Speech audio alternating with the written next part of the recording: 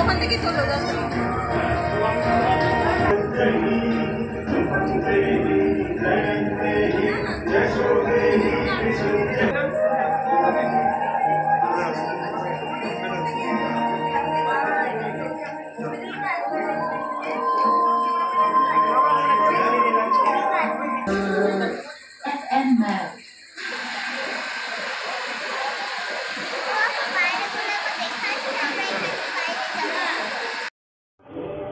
আপনাদের কত বছরের পুজো এবং এবছরের কী চিন্তাভাবনা নিয়ে মণ্ডপ প্রস্তুত করেছে? নমস্কার। ব্যাটা নবীন সংঘের এবারে ৬৪তম দুর্গোৎসব। আমরা প্রতি বছরের ন্যায় হাওড়াবাসীর জন্যে আমরা নতুন করে চিন্তাভাবনা এবছরও রেখেছি। এবারে আমাদের থিমের নাম হচ্ছে প্রেমময়ী। মূলত আমাদের যে থিমের কারিগর তুহিন, তার চিন্তাভাবনা এবং আমাদের সভ্যরা সকলে মিলে যে চিন্তাভাবনা করেছিলাম যে একটা নারী শক্তির ওপরে আমরা এবছরের থিমটা তুলে ধরব।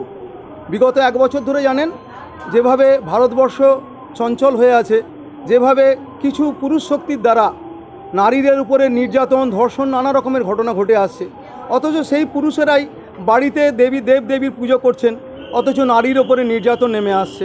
আমরা এই প্রেমময়ী থিমের মাধ্যমে আমরা সাধারণ মানুষের কাছে বোঝাতে চেয়েছি যে আমরা বাড়িতে যে মা বোন ছাড়াও যারা পরিচারিকা আছে, যারা বিভিন্ন কাজে থাকে, দেখবেন এখানে আমরা কোনো বিল্ডিংয়ের কাজ করছেন যে রাজমিস্ত্রির মহিলা তিনি আছেন, কেউ সেলাই করছেন, কেউ বাজারে আনাজ বিক্রি করছে, কেউ ফুল মালা গাঁথছে, কেউ কম্পিউটার ল্যাপটপে কাজ করছে। সেই সকল নারীর মাঝেই আমরা ত্রিনয়ন তুলে ধরেছি। ত্রিনয়ন এ কারণেই তুলে ধরেছি যে সকল নারীর মাঝেই দেবী রয়েছেন, এবং কেউ যখন একটা ভুল কাজ কোনো নারীর ওপরে করব তার আগে যেন ভাবি যে আমরা মায়ের ওপরেই সেই আঘাত হানছি, যে মাকে আমরা পুজো করি, যে মায়ের আমরা আরাধনা করি। তাই আমরা আজকের এই আমাদের ব্যাটা নবীন সংঘের যে থিম, তার মাধ্যমে সমাজকে বার্তা দিতে চেয়েছি যে আপনারা বদল আনুন। সমাজে অনেকের বাড়িতে ছেলে হওয়ার বদলে, অর্থাৎ পুরুষ হওয়ার বদলে যদি কন্যা সন্তান জন্মান তারা খুব দুঃখিত হন, সেইটা ধারণাটাকেও পাল্টাতে হবে।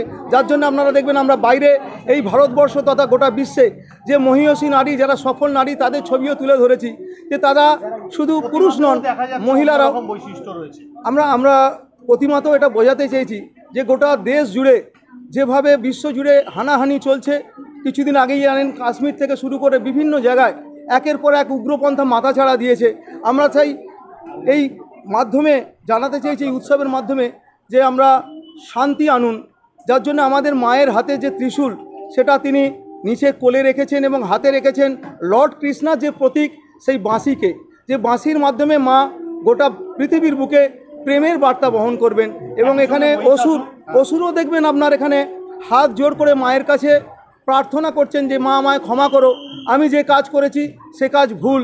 তাই আমাদের এই গোটা পুজো মাতৃমূর্তি থেকে শুরু করে মণ্ডপ আমরা নারী শক্তির কাছে আমরা বর্জন করতে শিখিয়েছি। যেভাবে পুরুষেরা বারবার করে তাদের ওপর এই শক্তি মাথাছাড়া দেয়, বিভেদ শক্তি, যারা খারাপ কাজ করে ফেলেন নারীর ওপরে, এবং আমরা শান্তির বার্তা বহন করেছি। আপনার নাম আর ডেজিগনেশন? আমি পূজা সম্পাদক শুভ্রজ্যোতি দাস। আমার এখানে আরও পূজা সম্পাদক আছেন, প্রদীপ পাছাল আছেন, কোষাধ্যক্ষ আছেন, এবং